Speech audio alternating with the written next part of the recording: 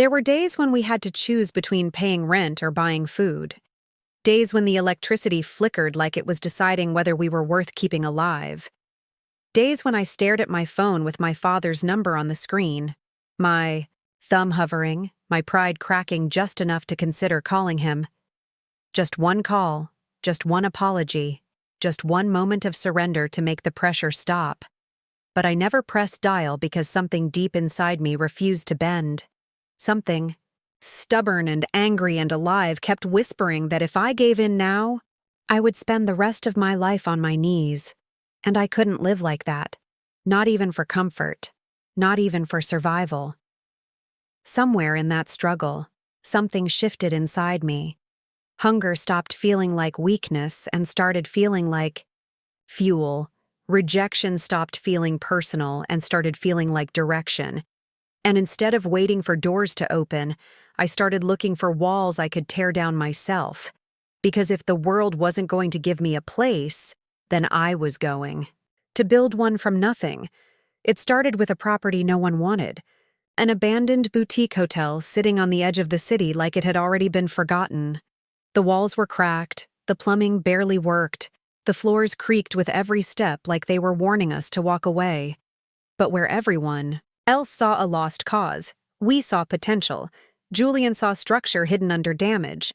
I saw opportunity buried under neglect. And together we made a decision that felt insane at the time. We were going to bring it back to life. We didn't have a team, we didn't have money, we barely had experience. But we had something stronger than all of that. We had desperation, mixed with determination, and that combination is dangerous in the best way because it makes you do things you never thought you were capable of. I learned how to negotiate contracts during the day and rip out broken fixtures at night. I learned how to smile in meetings while hiding the fact that I hadn't slept. I learned how to turn doubt into confidence even when I didn't believe it yet. And Julian, he worked like a man possessed, designing, fixing, building, refusing to let anything collapse. Not the structure, not the dream, not us. Every nail we hammered in felt like reclaiming control. Every wall we painted felt like rewriting our story. Every small win felt massive because we knew what it cost us to get there. And slowly, painfully slowly, things began to change. The first property got attention, then bookings, then recognition, and for the first time, it felt like the world was finally seeing what we were capable of, not because of a last name, not because of connections, but because we earned it. One property turned into two, two turned into five turned into something people started calling a brand, and before I even had time to process it, we weren't just surviving anymore. We were growing, expanding, winning. The same world that once shut every door in our faces was now inviting us in, offering deals, asking for partnerships, saying my name with respect instead of dismissal, and the irony of it all was almost laughable, because the man who tried to destroy me had unknowingly created the version of me that could never be controlled again. But success has a strange way of pulling the past back into your life, just when you think you've moved on. Just when you believe you've outgrown the pain, it shows up again, not as a memory, but as a test. And that's exactly what that message was, sitting on my phone like it had every right to still command my attention. Family dinner. 7:00 p.m. Urgent. No apology, no acknowledgement, no humanity, just control wrapped in urgency. I stared at it longer than I should have. But this time the feeling in my chest wasn't fear. It was something colder, sharper, controlled. Because I wasn't that girl anymore, the one who stood outside iron gates hoping to be let back in. I was someone else now, someone he didn't understand, someone he couldn't predict. And if Edward Ashford thought he could summon me back into his world like nothing had changed, then he was about to learn exactly how wrong he was. I set the phone down and turned back toward the window, looking out over the city that now knew my name. The same city where I once felt invisible now reflected my success in every glass building. And every flashing headline 5 years ago, he made me feel small in a world he controlled. But now I was standing in a world I built myself, and that difference meant everything. Then my phone buzzed again. But this time it wasn't him. It was something far more important, something that instantly shifted my focus. I picked it up and opened a secure messaging app, one that only had a single contact saved, Lucas, my younger brother. The only person still inside that house who hadn't chosen power over family. The only one who stayed quiet on the outside but loyal underneath. And 2 days ago, he sent me something that didn't make sense at first. A photo, crumpled paper, clearly pulled from a trash can. I opened it again and zoomed in slowly, my eyes scanning the document. Taking in the numbers, the legal language, the urgency behind it, and then it hit me all at once. Not like a slow realization, but like a sharp, clean strike of clarity that changed everything. This wasn't a family dinner. This wasn't reconciliation. This wasn't even about me. This was desperation. Because printed across that document, in bold, undeniable text, were words I never thought I would see tied to my father's name.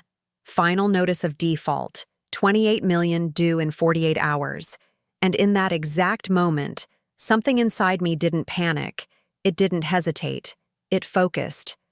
Because for the first time in my life, Edward Ashford wasn't calling me because he had power over me.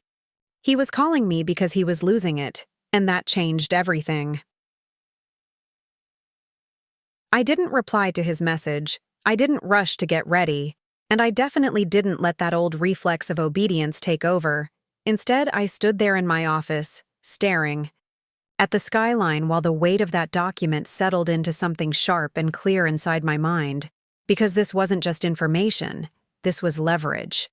And leverage is the only language men like my father have ever truly respected. For years, he had been the one controlling outcomes, manipulating situations, deciding who succeeds and who fails. But now for the first time, I was holding something that could flip the entire dynamic. And the most important part wasn't even the amount. It was the urgency. 48 hours doesn't mean stability. It means desperation. It means someone is running out of options and doesn't know where to turn. I walked back to my desk slowly, not because I was unsure, but because my thoughts had shifted into something colder, more calculated. The emotional part of me stepped back and something else took over, something precise and controlled. I picked up my phone and opened my contacts. Selecting my lead counsel without hesitation, he answered quickly, his voice calm, but I didn't waste time with context or explanations. I just said 2 words that changed everything. Buy it. There was a pause on the line, just long enough to confirm he understood exactly what I meant. Confirm the target, he asked carefully, and I replied without missing a beat. The debt, the full note, the shell company holding it, whatever structure they've hidden it under, I want complete ownership. He exhaled slowly, already calculating the complexity. That won't be cheap, he warned. But I didn't even blink. I don't care. Pay whatever premium they demand. I want it in my name before 6 p.m. Another pause, then his tone sharpened, more focused. Now, you're expecting resistance? And I answered quietly, almost coldly. I'm expecting desperation, and desperate people don't negotiate well if you move fast enough. He understood immediately. I'll assemble the team, he said, and before ending the call I added, one last instruction. No leaks, no signals. I don't want him to know anything until I'm sitting across from him. Understood, he replied, and the line went dead. For a moment I just stood there, phone still in my hand, feeling the shift fully settle. Because this wasn't just a strategic move. This was something personal. Something final.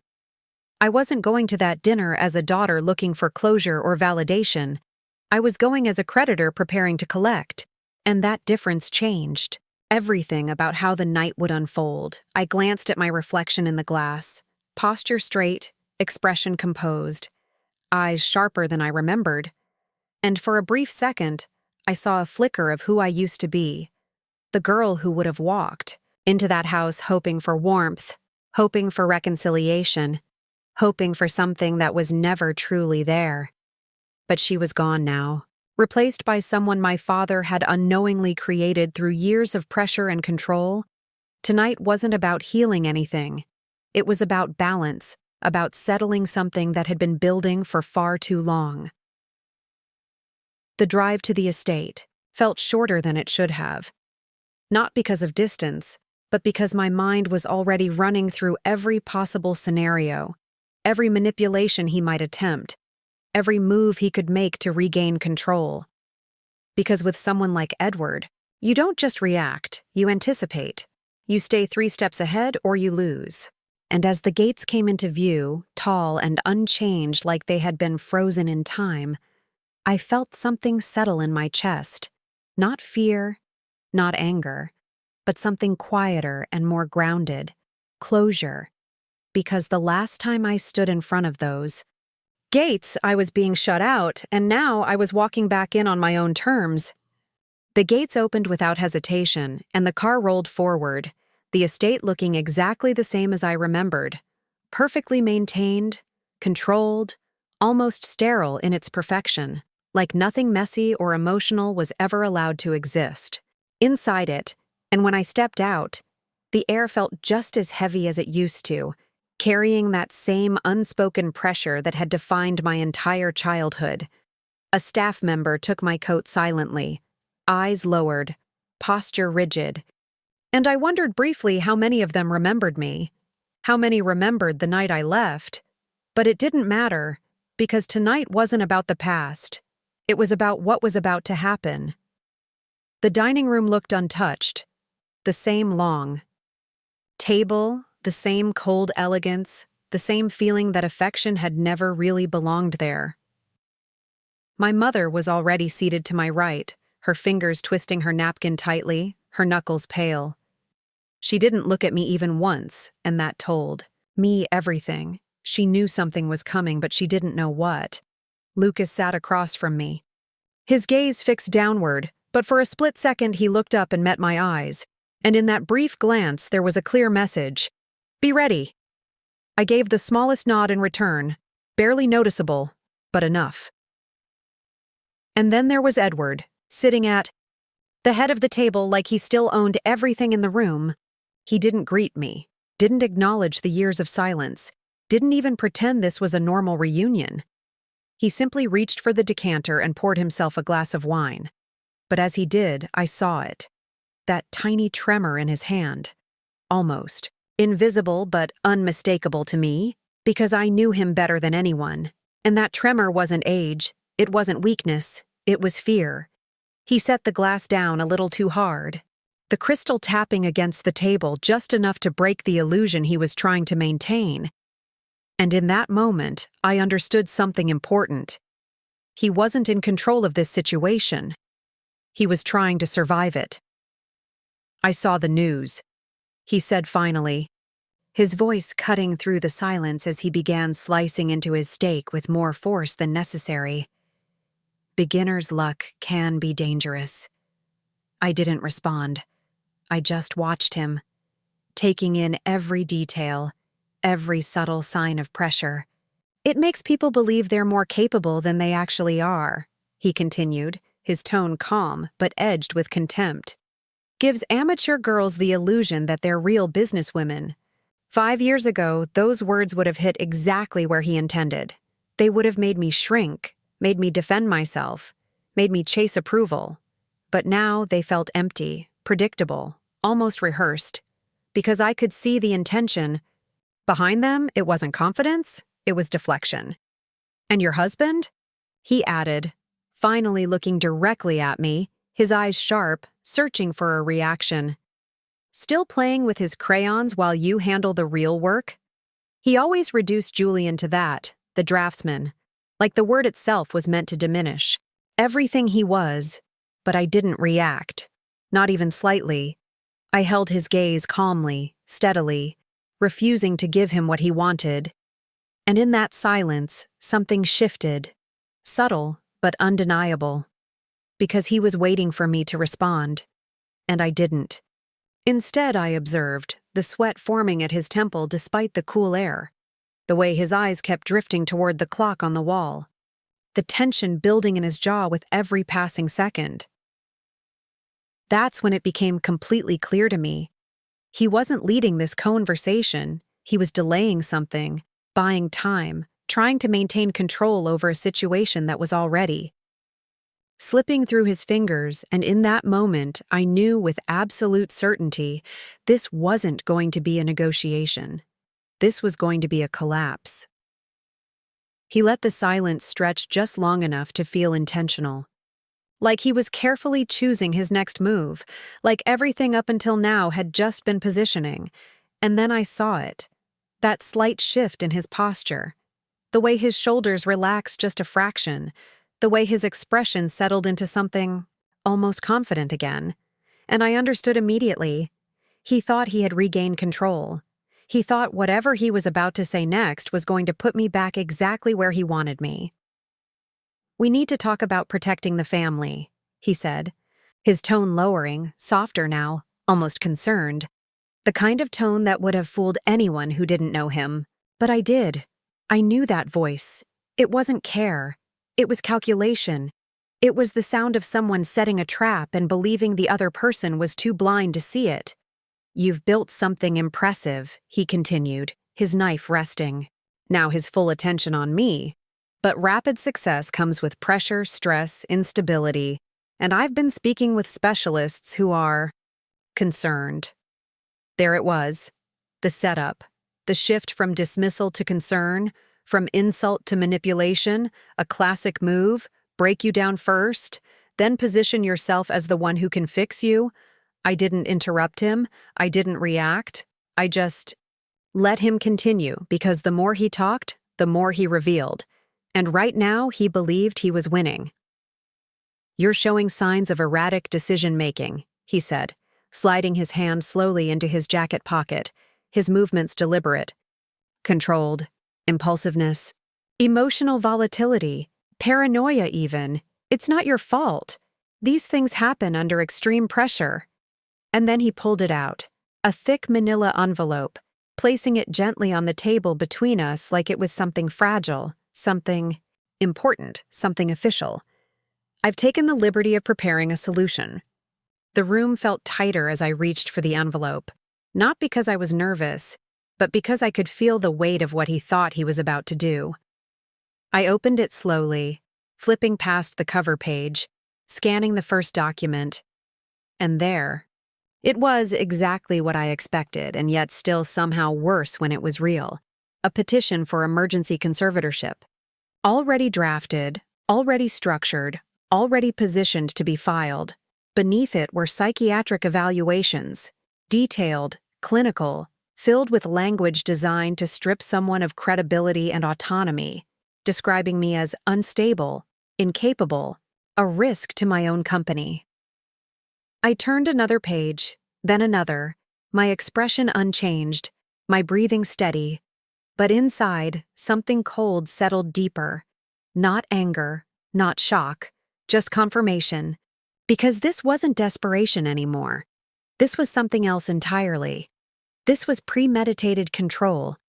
This was him deciding that if he couldn't manipulate me back into obedience, he would remove my ability to resist entirely.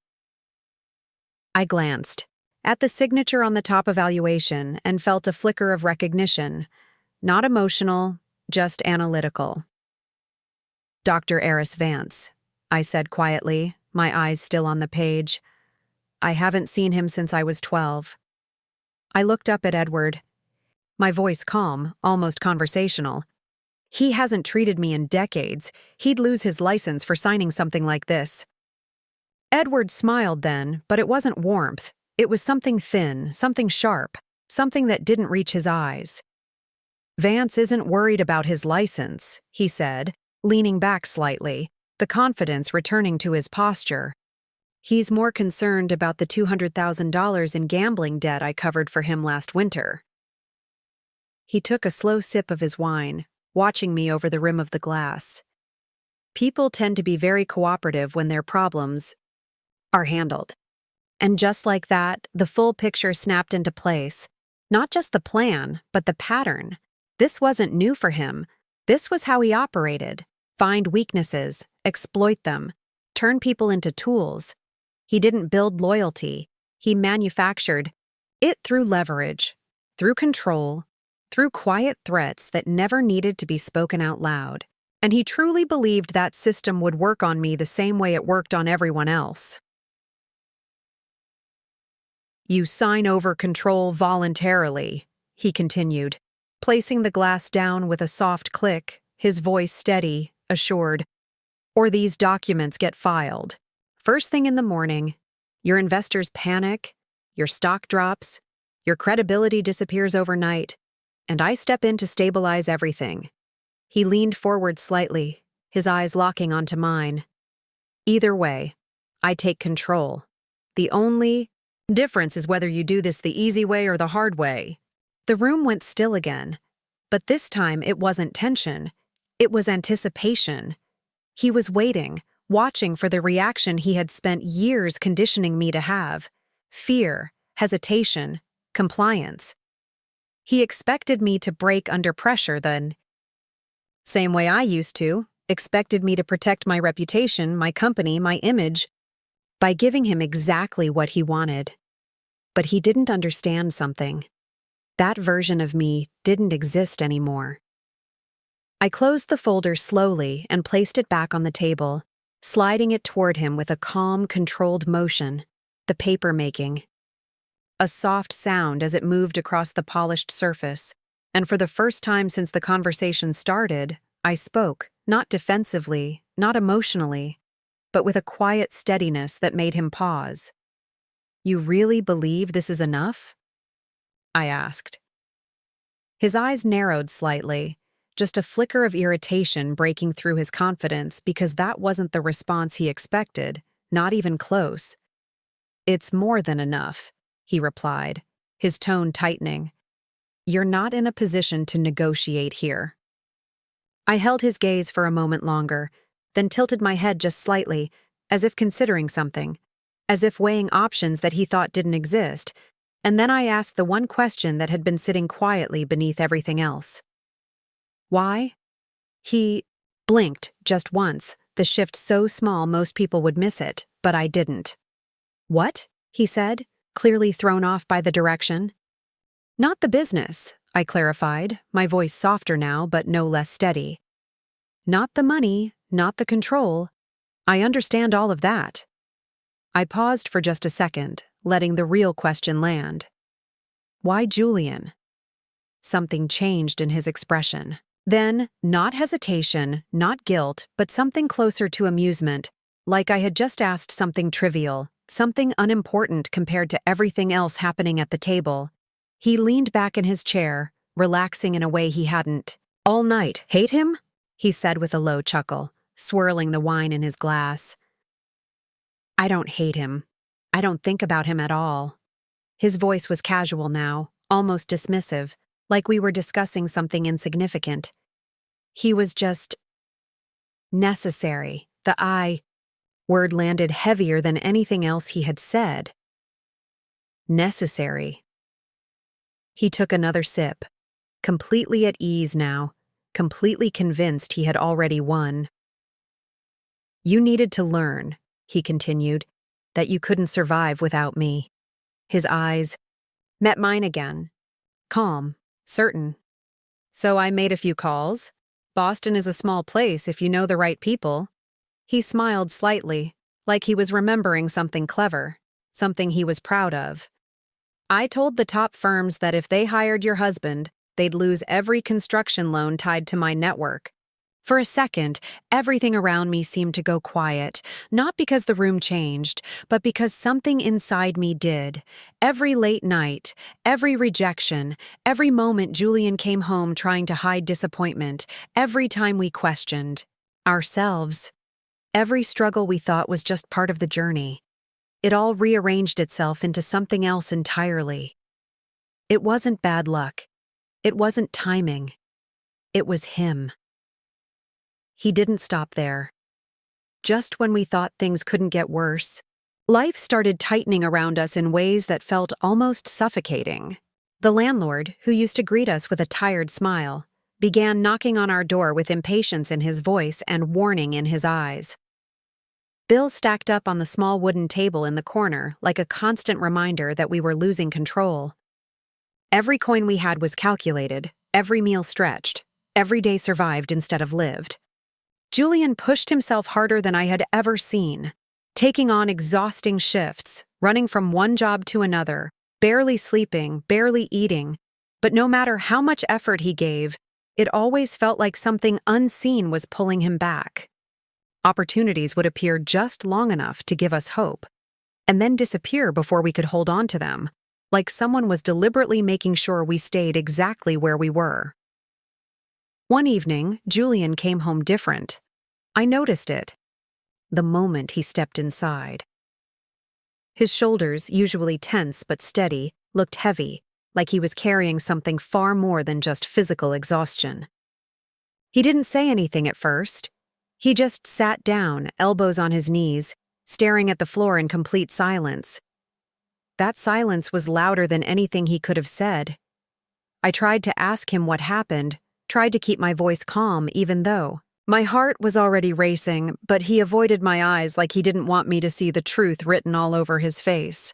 After a long pause that felt endless, he finally spoke, and every word that came out felt like it was slowly tearing something inside me apart.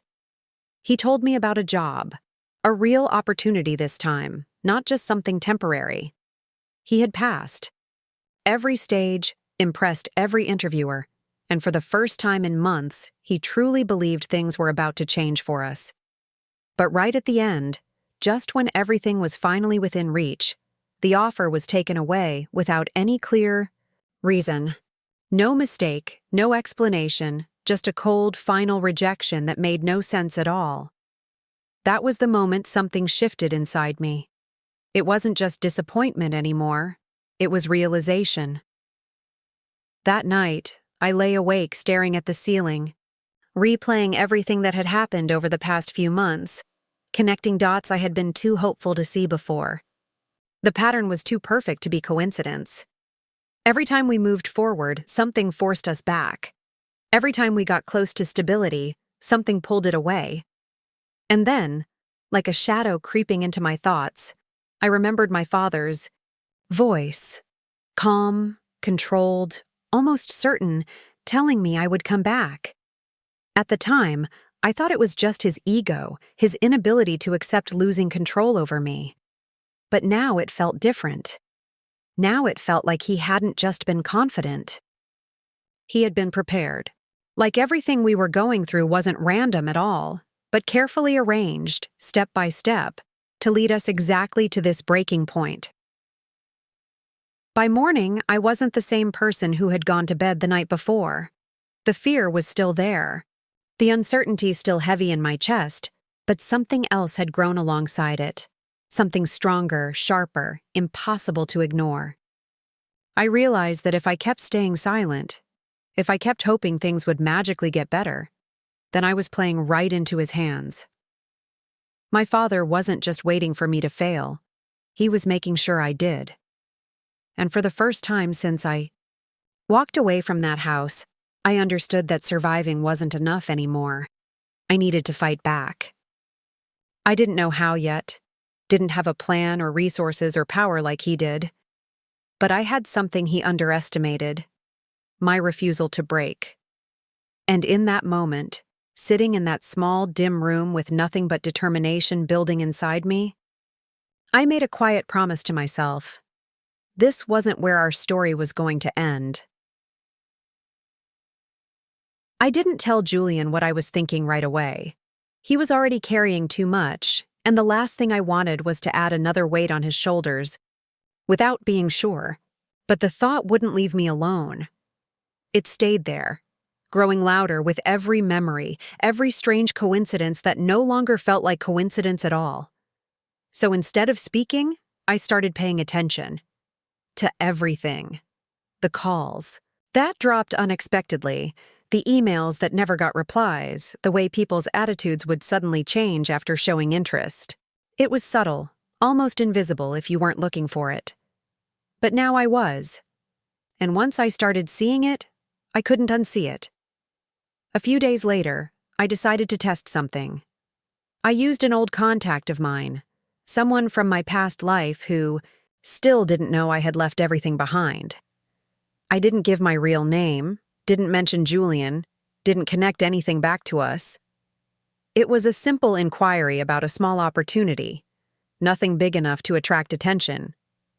And for a moment it worked. The response came quickly, positive, almost too easy compared to what we had been dealing with. But then, just like every other time, it changed. The tone shifted, the interest disappeared, and the door closed again. Clean. Controlled. Final. That was the moment the last piece fell into place. It wasn't just Julian being targeted, it was both of us. Every path we tried to take was being watched and blocked. That night, I finally told him everything. At first, he didn't want to believe it. I could see it in his eyes. The hesitation, the struggle between logic and disbelief. Because accepting something like that meant accepting that we weren't just unlucky. We were being controlled. But as I laid out every detail, every pattern, every moment that didn't make sense until now, his expression slowly changed. The confusion faded, replaced by something heavier, something darker. It wasn't just anger, it was realization, the kind that settles deep and doesn't leave. And for a long moment, neither of us said anything. Because what do you even say when you realize someone has been silently tearing your life apart from a distance? But Julian surprised me. Instead of breaking, instead of giving in to the pressure like my father probably expected, something in him hardened. He looked at me, not with fear, but with clarity. And for the first time in weeks, there was something steady in his voice. Again. He told me that if this was true, then running wasn't going to fix anything. Waiting wasn't going to fix anything. We had been playing defense this entire time, reacting, surviving. But that was exactly why we were losing. Because my father wasn't reacting, he was planning. And if we wanted even a chance to get out of this, we had to do something we hadn't done before. We had to stop being the ones who were chased and start being the ones who set the next move. That was the moment everything changed. Not because our situation suddenly got better. It didn't. We were still broke, still exhausted, still standing on the edge of losing everything. But mentally, we weren't the same anymore. The fear that once kept us quiet started turning into something else, something sharper, more dangerous. For the first time, we weren't just trying to survive what was happening to us. We were thinking about how to fight it. And deep down, I knew one thing for sure. My father had spent all this time underestimating us, believing we would eventually give up and come crawling back. But he forgot one important detail. He taught me how to think like him. And now, for the first time since all of this began, I was ready to use it.